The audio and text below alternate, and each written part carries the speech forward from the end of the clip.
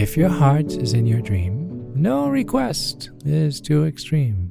When you wish upon a star, as dreamers do. While these are the lyrics of Ned Washington's When You Wish Upon a Star, which were first heard in the 1940 classic movie Pinocchio, the man responsible for you knowing this melody is none other than Walt Disney. I have changed the opening sentence of today's episode more times than I care to count.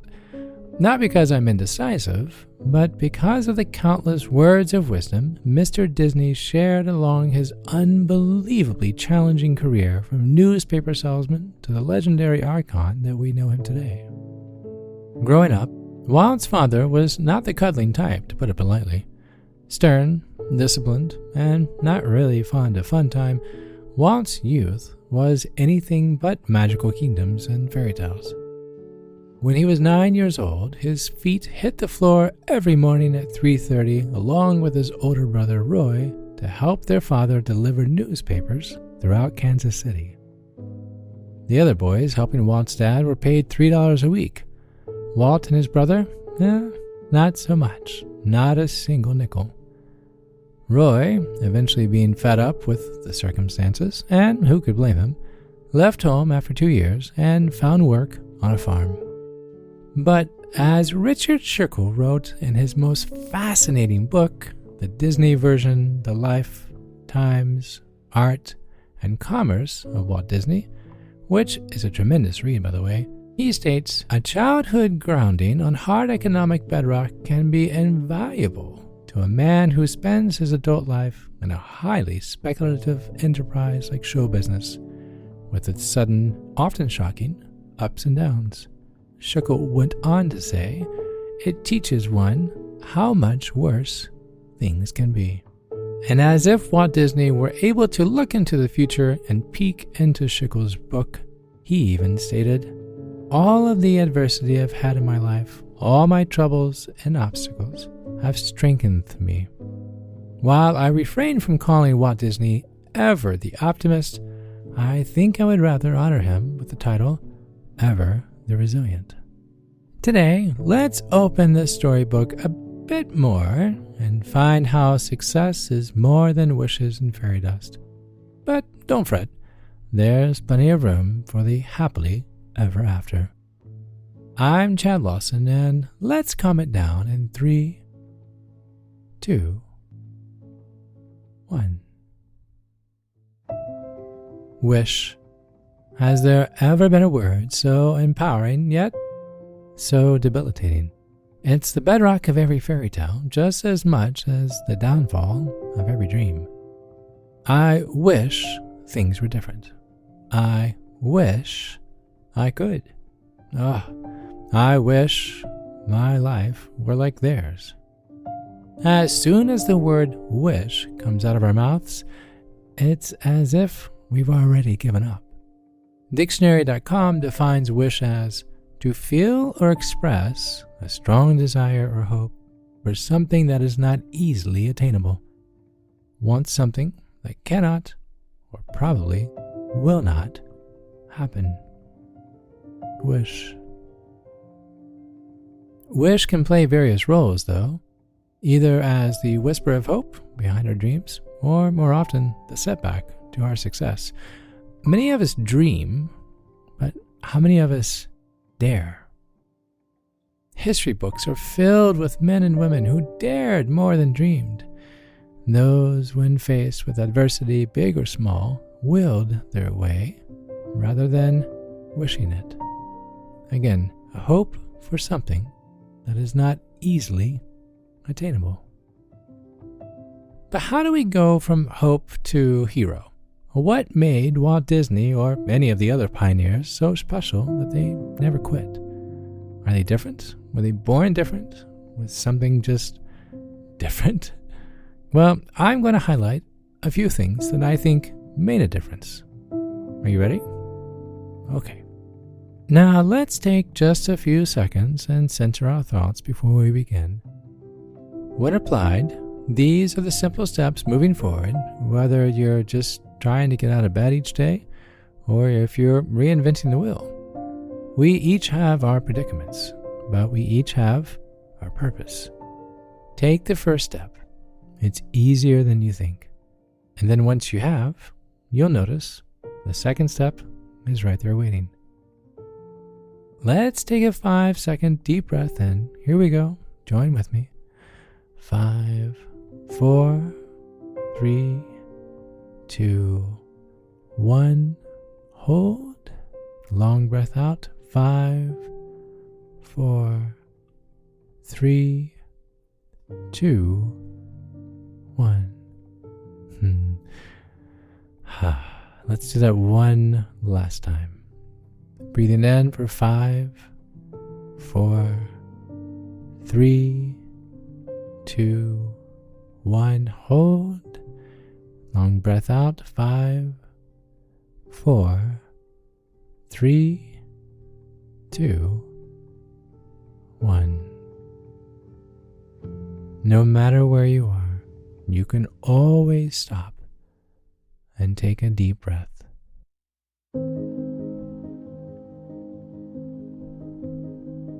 Now, to continue, number 1, believe first, begin second. How you think will determine how you try.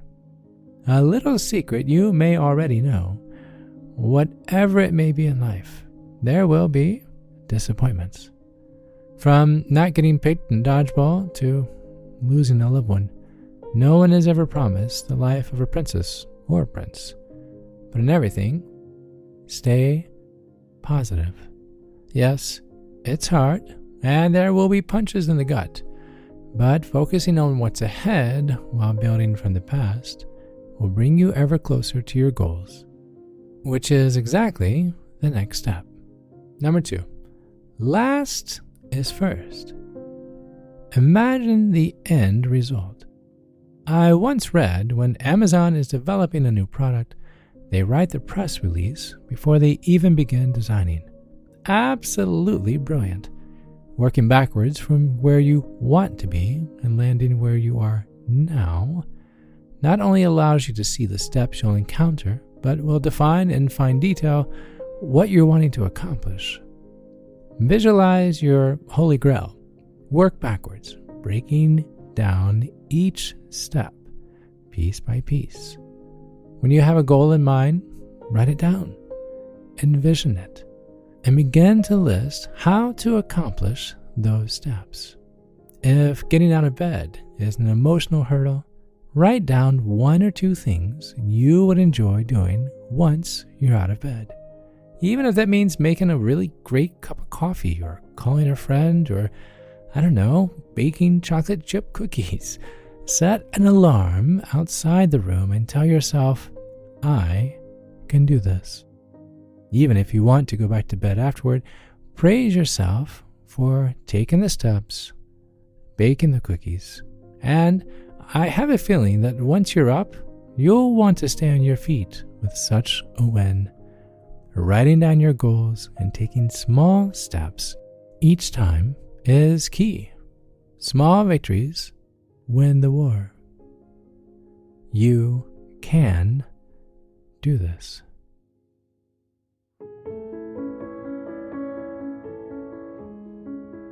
And finally, number 3, surround yourself with support. Epicurus said it is not so much our friends' help that helps us as the confidence of their help. Anxiety, depression, breakdowns, fatigue, these are all parts of any growth. But many hands make light the weight. While you may think you are being a burden to someone listening, in reality, you are being a friend. You are showing them they care enough for you to share what you're going through.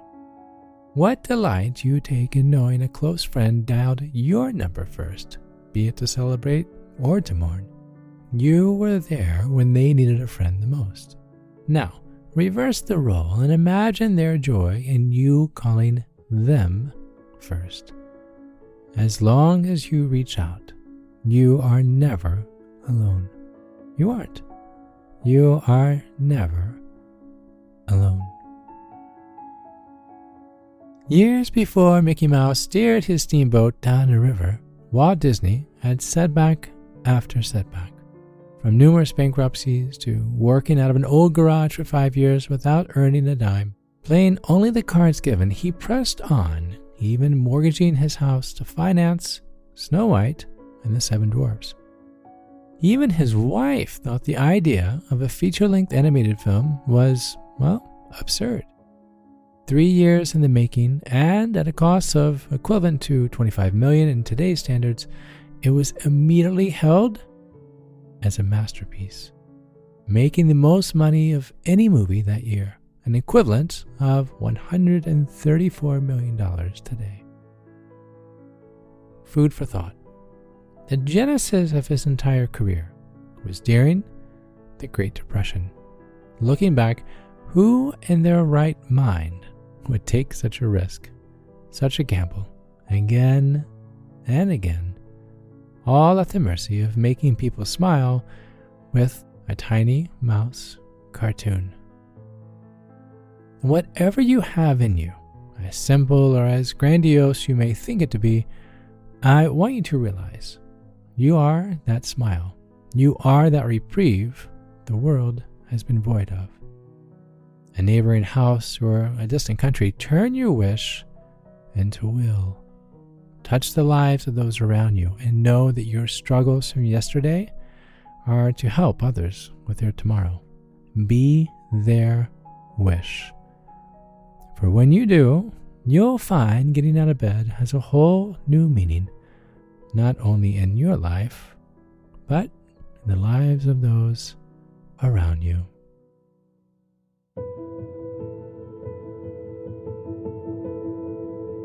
Some of you may or may not know I call North Carolina home, Charlotte more specifically.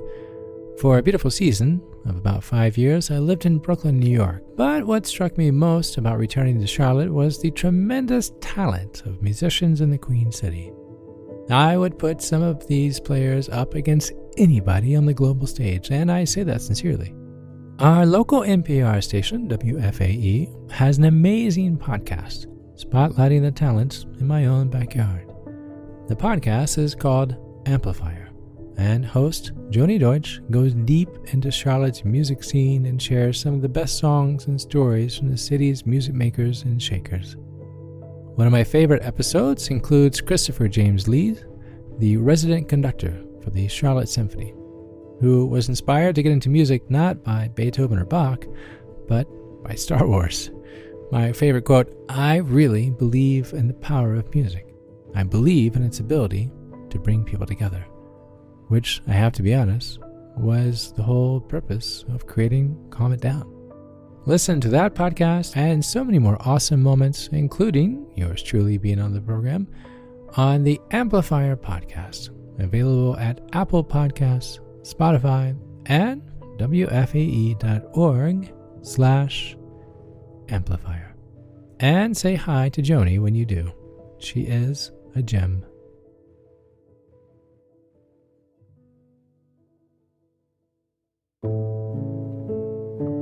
To find more episodes of Calm It Down, hear the musical playlist from today's episode, or simply wanting to know where to send chocolate chip cookies, visit calmitdownpodcast.com. You'll even find additional resources for emotional support, including our online community and our Facebook page. You're not alone. You are not alone. This podcast was written and produced by yours truly, Chad Lawson, composer, pianist, and nationally recognized Sweet Tooth. And now something my attorney wants me to say. The views, expressions, and techniques in this episode are of my personal opinion and is not intended to, nor should they serve as a substitute for medical advice or diagnosis rendered to you by your individual doctor or other healthcare provider. Only a licensed physician should evaluate your situation, provide a diagnosis, or render other medical advice to you, and you should only act upon the advice of such physician. Now, what I like to say. I am an extreme empath by nature, but my profession is that of a composer and pianist, not a licensed therapist or physician. I hear from thousands of listeners how my music has helped them through various stages of emotional needs, and I simply want to offer this and future podcasts in aiding those needs. To find a list of licensed professionals in your area, please visit calmitdownpodcast.com. And finally, if you've enjoyed today's episode, please leave a review. While it takes less than 60 seconds to do, its impact will last for years to come, as every little bit helps in growing the awareness and the importance of emotional health. I'm Chad Lawson, and until next time, be kind to your mind, and join me next week as we calm it down.